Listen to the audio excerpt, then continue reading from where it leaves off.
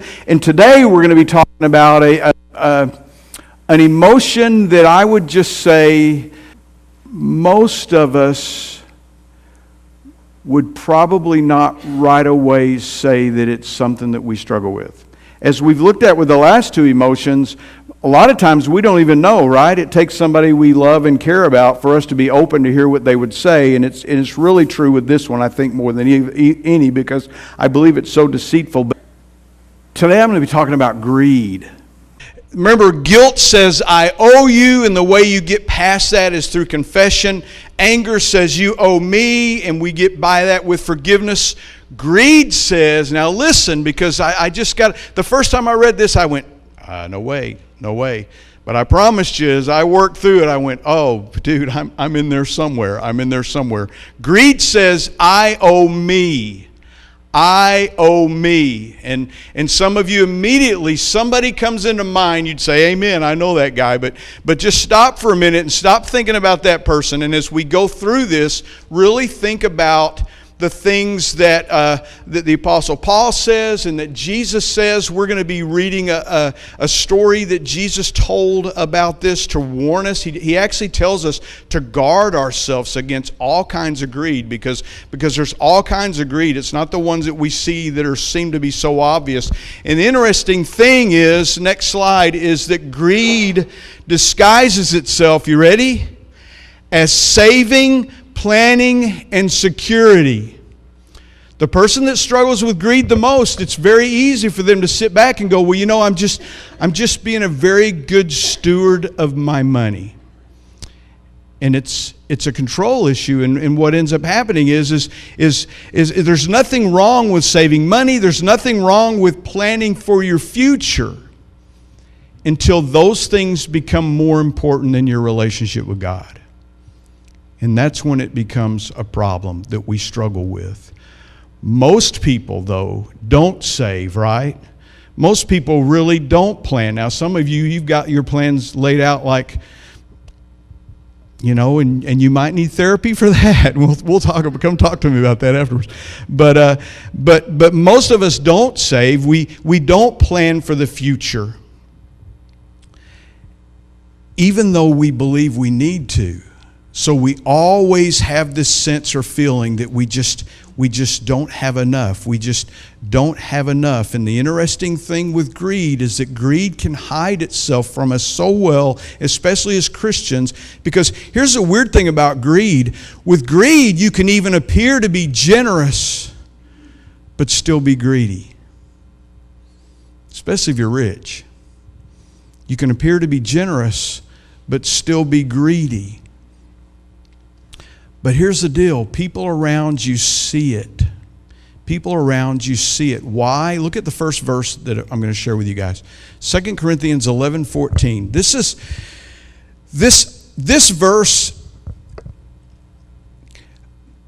verse, I think, really helps us in all areas of our life look at our life and realize this, that the devil never comes to us like he does in the movies, you know? I mean, he's never the big bad guy. He doesn't have the teeth and all that. The devil comes to us, the Bible says, what? Disguises himself as what? An angel of light. But I'm not surprised. Even Satan disguises himself as the angel of light. So the angel of dark can actually disguise himself. And I talk to, you know, some of the things we're going to talk about today are just so subtle, but I've told y'all before, I've had people sit in my counseling office before and go, you know, I know God sent this man to me to have an affair because my marriage is so bad. That is the angel disguising himself as light so bad, and that's so in your face. But we can get to the point where we just believe that it just makes sense. That's okay. If God's a loving God, wouldn't he? The snake in the garden disguised himself as a messenger of light. If God's really a loving God, wouldn't he want you to know the things that he knows? And you know what I'm saying? That's the way he works. He's the father of deceit. And most of us, we've looked at guilt and go, okay, I can deal with that. I understand that. We've looked at anger. Oh, I've had problems with that. And I'm married to somebody with those problems. But greed, I think we have the hardest time looking at.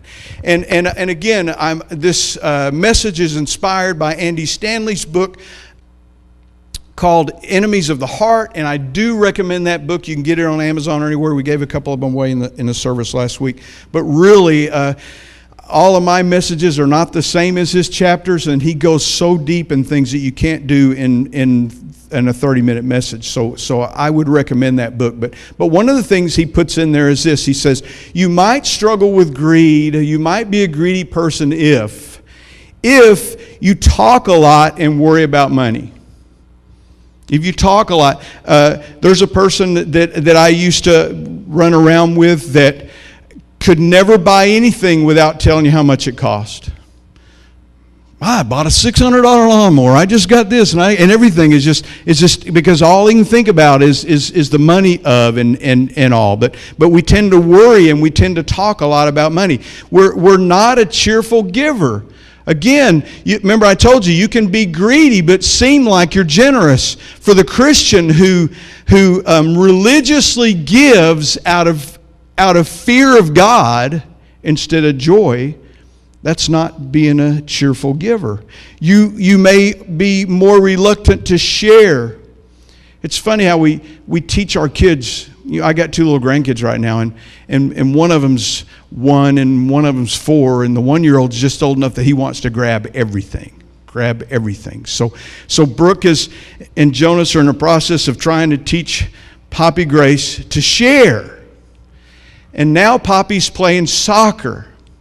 And she's not take that ball away from that kid. You know what I'm saying? I mean, it's just a completely different way of looking at things. But some of us, if we're reluctant to share, you're probably greedy. You're probably a greedy person if you're a poor loser. You're probably a greedy person if you quibble over insignificant sums of money. You might be greedy if you always talk as if you just have enough money to get by. You might be greedy if you won't let people forget what you have done for them. Or you are reluctant to express gratitude. Or you just can't be content with what you have. Those are all signs of greed. There are greedy poor people and there are greedy rich people. Greed, this is very important, this next thing on your notes. Greed isn't a financial issue. Say it with me. It is a heart issue. It's a heart issue.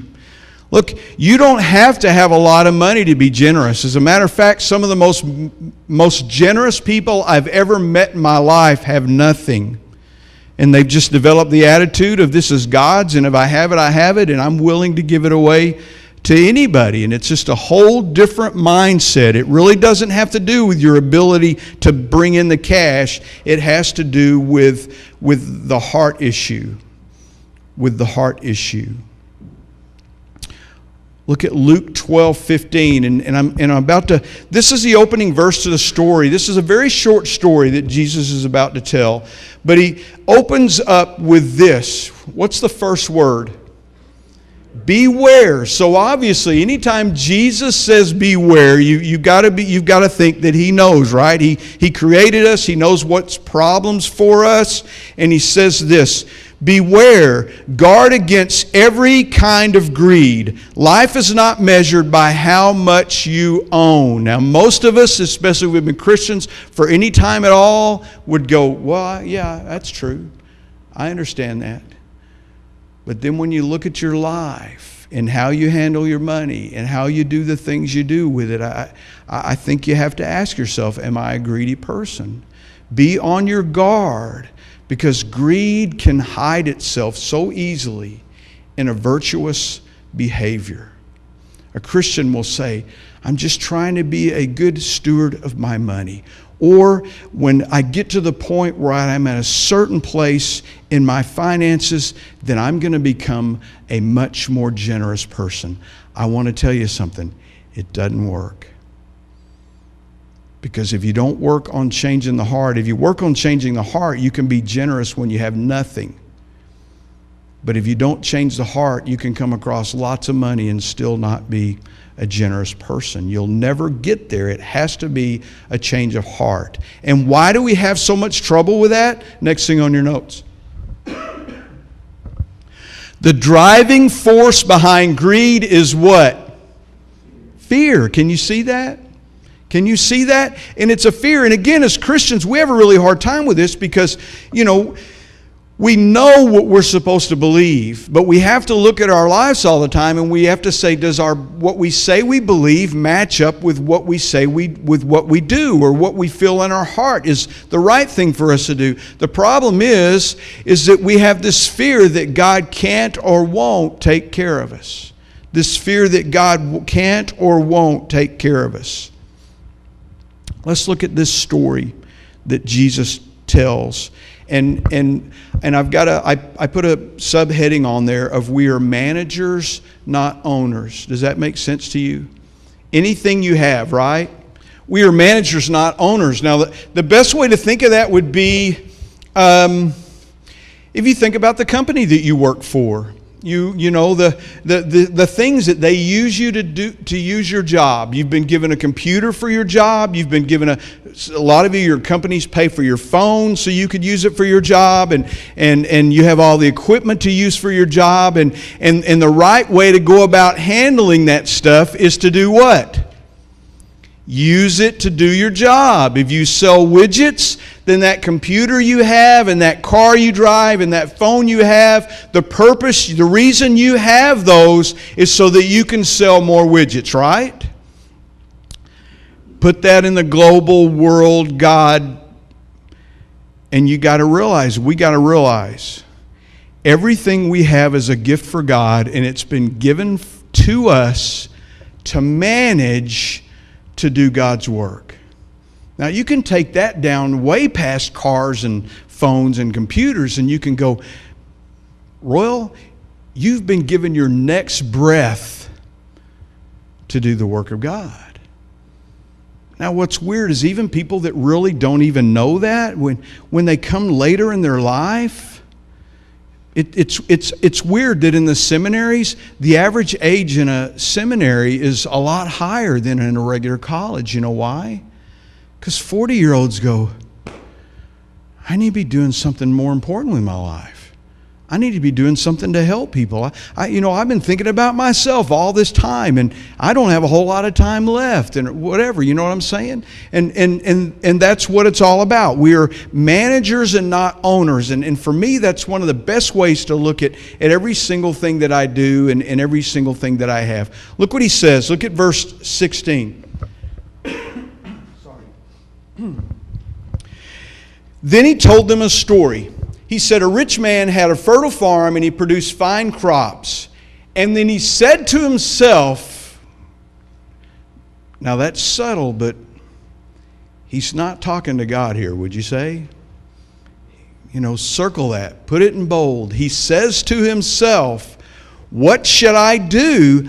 I don't have room for all of my crops. Look at me. Way to go. Look what I've done. Now I've got all this stuff. And he doesn't stop and say, boy, God, thank you so much for the blessing. Who needs help? Who can I bless? Who's starving? What can I do with my stuff? He says, to myself, look what all I've produced. Look what all I've done. Now, they knew in an agrarian society, did I say that right? In an agrarian society that the farmer didn't have a whole lot to do with the production. I mean, yeah, he had to plow and he had to plant and all that, but when it comes to weather and when it comes to rain, and now we look at that in an agrarian society and we go, oh yeah, that makes a whole lot of sense, but let's just put it in our society right now. I mean, really, how much control do you really have over your life? How much control? Yeah, you've done the right things and God's blessed that. How many people have you know, or how many of you guys have done the right things and God hadn't blessed that? You did everything that so-and-so did, and your company or your sales were down here, and his company or his sales are up there. There's only so much that we can control. We can only control what's going on in our mind and how we feel about God and our situation. That's the only thing we really have control of. But he says to himself, man, I have done so good. Now, what do I do with all this stuff? He should be asking, Lord, what do you want me to do with the extra? What do you want me to do with my stuff? We're tight with our money. And then when the extra money comes in, most of us don't really think, we may offhandedly thank God, but think about it. I'm not going to ask you to raise any hands, but how many of you, when you come across more money, you think about a bigger car? You think about a bigger house? We all do. All of us. That's the first thing that goes through our mind is when good things happen to us is what can I do for me? Now, if every single thing I own belongs to God, then, and you'll see, we'll look at the rest of this story. Verse 18. And then he said, I know, again, he's still on the me. He's still on I. I know what I'll do. I'll tear down my barns and I'll build bigger ones. Then I'll have room enough to store all of my wheat and other goods. If you just look at that, if you're just reading that, as a matter of fact, if someone who's not very close to God was just to be reading that as a story, I don't think anybody would think that guy was wrong. Do you? Oh, that's a good idea. You ought to store it up. You can take care of your retirement. You'll have a good year. You won't have to work as hard. You can take more vacations. You can retire. Retirement is not in the Bible. We made up retirement. Think about it. We've got all of God's stuff, and we're thinking about retiring with it.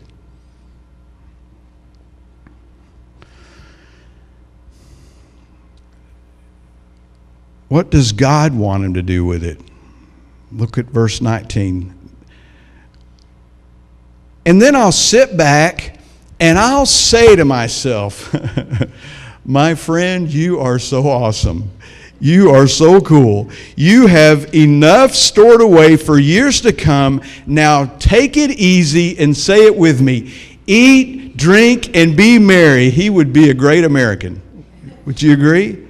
Would you agree? So what do I do with extra? 3 different things that most of us would do if we were in that situation. If we were making better money, if we were in our minds, the thing that we think about the future, and I put those on your notes. The first one is, I've got this extra money, now what do? Do I secure the future of my children? Can I just tell you something as a counselor? Some of the most messed up adults I've ever counseled are the ones whose parents took care of them financially. You know what I'm saying? No sense of responsibility whatsoever, and depression and struggling with anxiety. That's one of the things that we should do, or that's what we think about doing. But I want to promise you, your kids are going to get more out of you teaching them how to live their lives and how to go forward and how to take care of themselves. And another thing we do is save it so that I won't worry about the future. It blows me away, the people that, when Lisa and I are young, we don't talk about being rich much anymore. Is she in here? When we were young, we'd oh, there she is back there. She's, let's change the subject. No, we used to, and my wife is so wise, and she's way quicker witted than I am, and I remember this conversation, Lisa, and I've used this before, but I remember one time sitting and we were watching one of those television shows, and it was talking about all the stars and who was made the most money and all that, and we were talking about some of them that were kind of miserable and things that had happened, and Lisa goes, wouldn't it be nice to have that much money? And I by this time I was a pretty decent Christian, and so I started lecturing her and telling her that it wasn't about the money you have and all that other kind of stuff. And I said, don't you believe that? And she goes, yeah, but wouldn't it be nice to try? Wouldn't it be nice to try? I mean, because that's where we go naturally, and we want life to be easier. But what most of us know is this. Are you ready? Everybody's going to know what I'm talking about. Wealth doesn't bring you peace. Matter of fact, when you talk to people that are wealthy, the more money they get, the more stress they feel about the money they have. We had a neighbor years ago that had grown up on a farm, and his family never really had any money. And he went to college, and he became an accountant, and he became a CPA, and he just couldn't stand working in the office anymore. So he gave up his CPA job at this big old company, and he went and started his own landscaping business. And man, he was just loving it. He was outside all the time. He was planting flowers. He was doing everything that he loved and liked. But he was driven, just like the rest of the world says, to build his company and build his company. And a few years later, I'm talking to the guy, and he's got 30 trucks. If I said the name of his company, you would recognize it because they're pretty active in the HEB area. But I went out and I'm talking to him one day, and he kind of surprised me when he said how big his business was and everything. And I said, man, that is incredible. You must have just done, that is just, wow. And I'm just going on. And in my mind, I'm going cha-ching, cha-ching, cha-ching, you know. And he said, you know what, Royal? I don't hardly sleep at night anymore because every day I worry that there are employees that are depending on me to make their income. So see, the more you make doesn't bring you peace. Peace is a fruit of the Spirit. You know, that peace that passes all understanding. And then the next thing is raise my standard of living. So we look at those things, and we would look at what the farmer just said, and we'd go, yeah, that guy's wise. He's thinking about his future. He's thinking about retirement. And now for the uh-oh verse. Now for the oh my verse. Now, and if you're new to LCC, there are amen verses and there's oh my or uh-oh verses. So this is an uh-oh verse, okay? Jesus said, but God said to him, you fool. Now I want to tell you something. Even when God says you fool, that's not a good thing. This isn't, oh, that must be a cool thing God calls people. No, you idiot, you fool. You will die this very night, and then who will get everything that you worked for? Yes, a person is a fool to store up earthly wealth. But, now remember, he's not saying, you know, when you guys hear me teach about finances, I say what? Give the first 10% to God, give the second 10% to what? Savings, and then learn to live on 80%. And the lesser you can learn to live on, the better off you'll be with God and the better off you'll be with your future. So that's not a bad thing. It's not a bad thing to do that, but it is a bad thing to not have a rich relationship with God, or in some of your translations it says to not be rich with God, not have that strong relationship with God. Does that make sense? So Jesus' definition of a greedy person is a person who stores up things for himself but isn't rich toward God. The landowner overlooked the God factor of his fortune, as we all do. Look, when we're in the trenches and life is bad, how much time do we spend begging God? But when life is good, I'll just tell you, because I'm in the same boat, most of us Christians don't give a whole lot of attention to God when we're not under the stress of everything falling apart in our lives.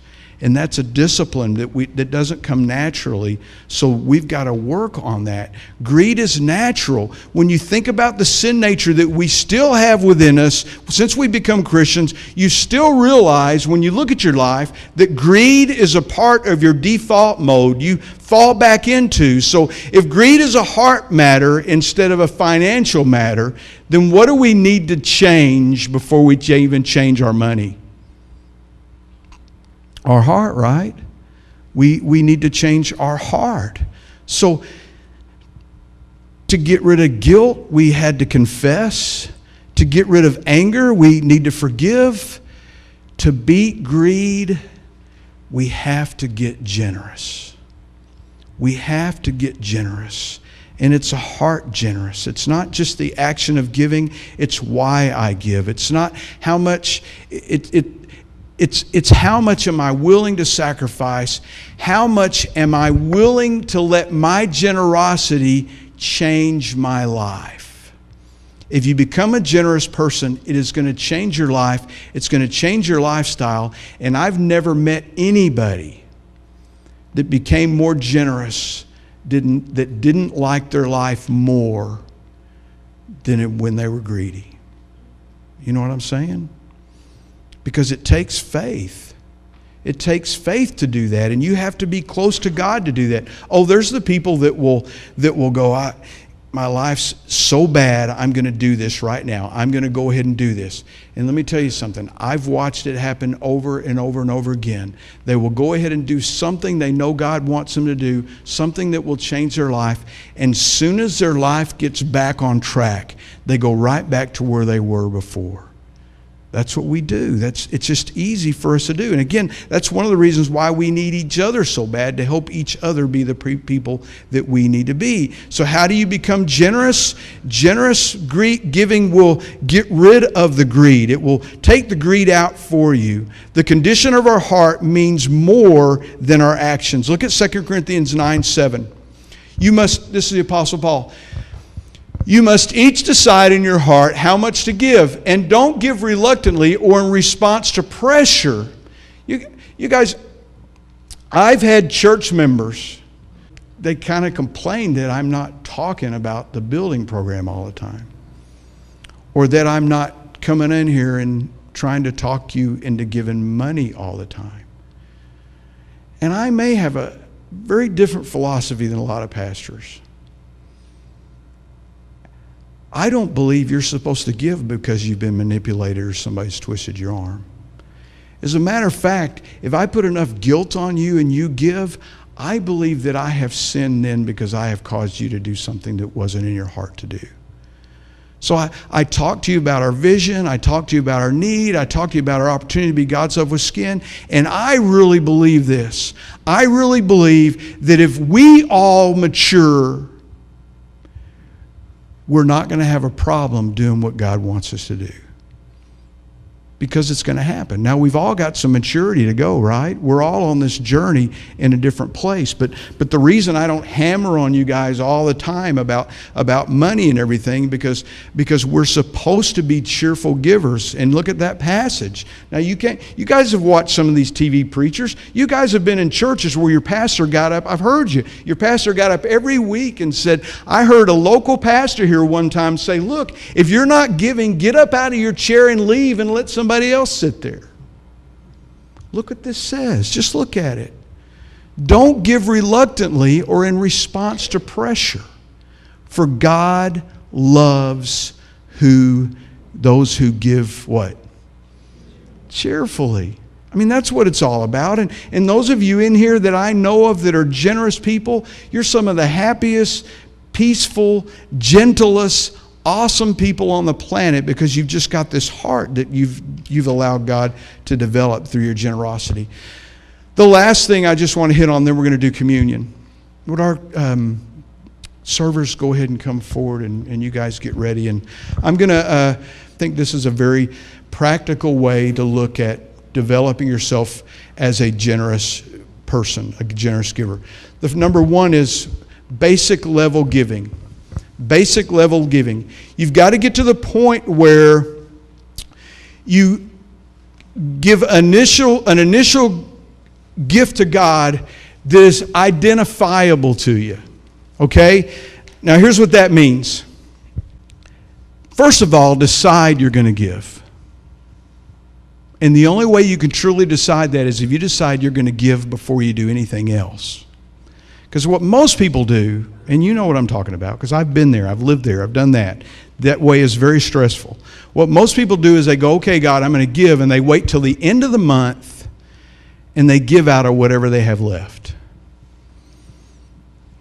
Give at the beginning of the month.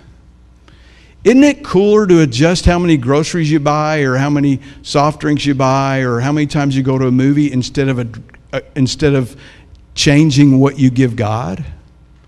It really changes everything. And you could go around this room to people that have done that, and they can tell you about the blessings of that. But look, 10%, the Bible teaches 10%, but then Jesus comes along and he teaches sacrificial giving. So start off with a number. Start off with a percentage, and that's what I put on the next line there. Commit to a percentage to give first. If it's not 10%, start with 4.